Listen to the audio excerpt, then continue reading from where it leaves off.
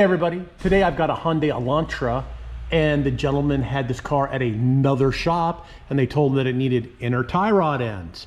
So we got it inside. So G Junior, go ahead and shake the wheel for me. And it does have a little bit of play. And do you hear the noise? Okay, so then I come over underneath to take a look, keep wiggling it. The nut that tightens the outer tie rod end to the inner tie rod end was left loose. So they are trying to sell him a new inner tie rod end when somebody who did the alignment last did not tighten up the nut. So I'm going to tighten up the nut and make sure that the play disappears. And if it's okay, then I'll probably going to go ahead and do an alignment because I don't know how far off it is. But this is, somebody has left that nut loose and the other shop said it needed an inner tie rod end.